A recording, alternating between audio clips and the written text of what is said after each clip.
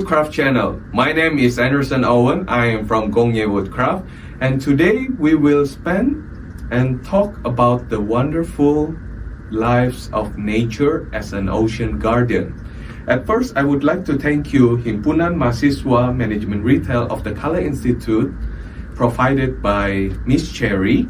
And today we have our special guest from Malaysia, Miss Noori, from GAIA 1, a special project in Bira, Indonesia that focuses on coral restoration. Please welcome our guest, Miss Noori. Thank you so much, Owen from Gong-Ye Woodcraft. I really appreciate being here, and I'm really excited to have a chat today at today's podcast to talk about nature and coral restoration work and all the wonderful things that we can do to help our planet. Thank you very much, Miss Noori. Not a lot of people pay attention that our planet currently in state of fever by global warming, and also is affecting a lot of our ocean. And since both of our businesses are focused on eco-friendly and ecotourism, we believe this discussion could help our younger viewers in the future to make a change to our world. So Miss Noori, please tell me, why is it very important for coral restoration? So many things that people don't know about corals is that they actually contribute over 50% of our ocean, 50% of the oxygen of our planet. So actually 70% of the oxygen of our planet comes from the ocean, and corals contribute over 50% of this. They also only cover about 1% of the ocean surface, but they are home to 25% of all marine species, and one of the largest carbon sinks is also corals. So without many people realizing, the coral reefs of the world play an incredibly huge foundation and home to all the marine life in our planet. This is an interesting fact that I just know that the corals were responsible to provide oxygen for us. Because I always think that the Amazon forest is the one that provides. Since our planet is made from 70% of nitrogen and only 25% of oxygen, so if the corals are in harm, it could be hard for us to breathe. So Ms. Noori, tell us, how do you plan this project to protect the corals? What is the main step to make this coral restoration? So actually, I started a small sustainable resort in Bira called Tevana Reef 7 years ago. And then I always knew I wanted to attach a restoration project to it. And so 4 years ago, we started GAIA 1 Restoration. GAIA 1 Restoration started first with collecting trash from the beach. And so we hired a group of local boys from Bira, and they would go out and collect trash from the beach. I think at the moment they have collected like 21 tons of trash. Wow, that's a lot of it. Yes, they go out 5 times a week. And then, and 3 years ago we started our coral restoration project, and we have now planted over 21,000 corals. Wow, that's amazing. Yeah. So the main steps, well, the thing is, restoration works for a small area like Bira because it's a good place to share, to spread awareness, to gain education, to inform the locals, to encourage better fishing practices, to make sure they don't throw any anchoring. Education and awareness is always the first step. That's a big part. And then also making sure that you can sustain your project, because the founder of GAIA 1 Restoration collaborates with Ocean Gardener, which is an NGO. Yeah, it's in Bali, and the founder Vincent Chalias always tells me that restoration work is a marathon and not a sprint. And so one of the things that we had to do was make sure that we will have a sustainable project. And that's why we actually run as a social enterprise. So even though we do collect contributions and donations for our restoration work, but we are actually self-funded. We run a Yes. dive center called GAIA Boutique Diving, and all the proceeds from the dive center fund our restoration project as well. And Tevana House Reef is the main base. And then last year, I also started the GAIA restoration in my hometown in Malaysia. That's amazing. It's a really cool project. Thank you. Actually, you are building cities under the ocean. We can consider you as a mayor of these coral reefs. I mean, Yes. we are just trying to maintain or return the ocean to its original state. Yes. I wouldn't say we are making it better. I think if there was like no humans or there's no impact from humans, the planet will be fine. But the problem is like our lack of awareness Yes. has led to the state of the planet being in a more detrimental state. And so GAIA One's mission is actually just trying to restore and rehabilitate Yes. the current situation. Yeah, it's not about making it better. It's just about putting the extra effort to help. I've been to your place and I already see a lot of your videos on your coral restoration. It was maintained well. Yeah, thank you. There's a lot of organization out there that also doing coral restoration, Yes. but they forgot to maintain it. Yes. So after they plant the dome for the corals, they forgot to maintain it, and the current wave usually sweep the coral, and the dome become 180 behind, and it become a hazardous for divers Yes. since it's made of metal. Yes. But your coral restoration is maintained very well. Yeah. It has become a megapolis in the ocean.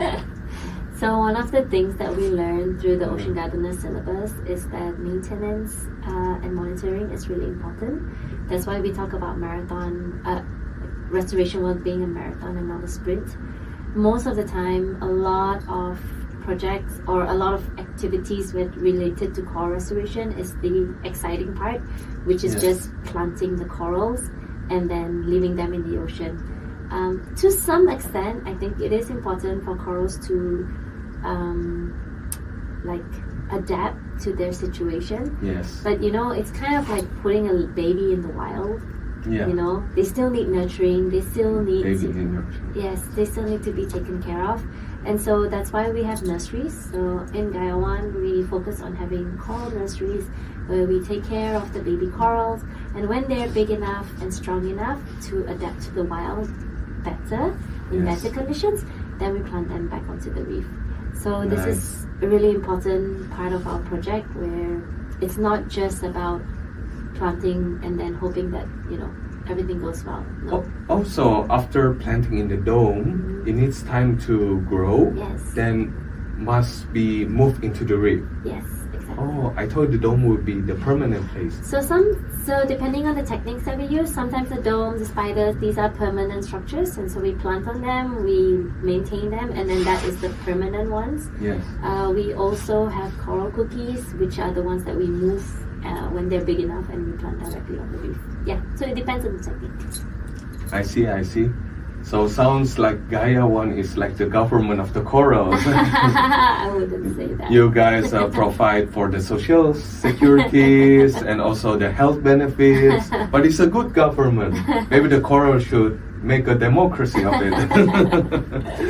It's very nice project. Thank you. Yeah. So from us, Gong-Ye Woodcraft, since we are also focused on eco-friendly, we made all from woodcraft, and we Yeah. do not use any plastic in our packaging Yeah. to prevent plastic ocean Yeah. pollution. Is there threats by doing this project in the ocean? Does the plastic become a threat?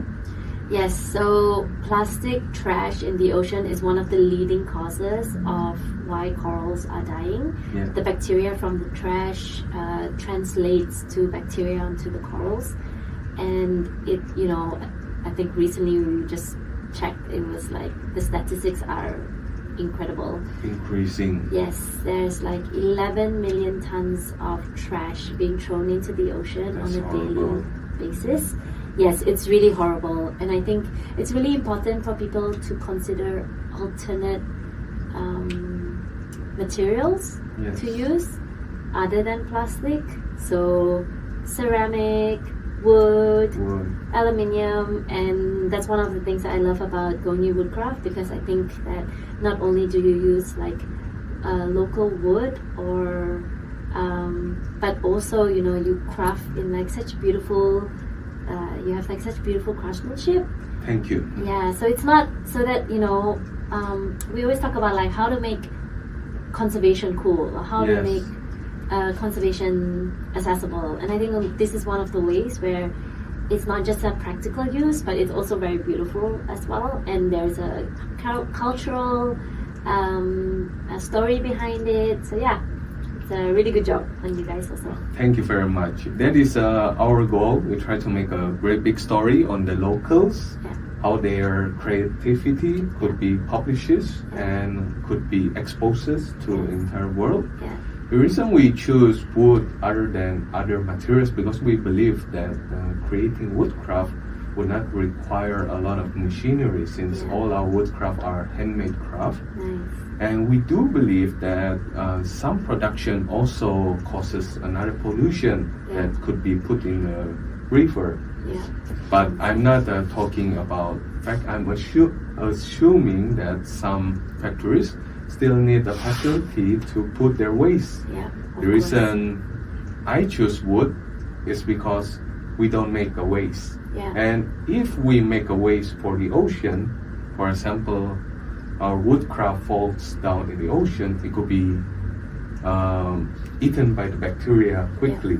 Yeah. It will not become a harm. It also could be for coral to grow, right? Sure. Yeah. I mean, wood is biodegradable, so in the end, it doesn't create like excessive waste in the ocean. It would take 1,000 years to terraform another rock. Yeah, exactly. And we have a planet now that is incredible, beautiful, provides everything that we need.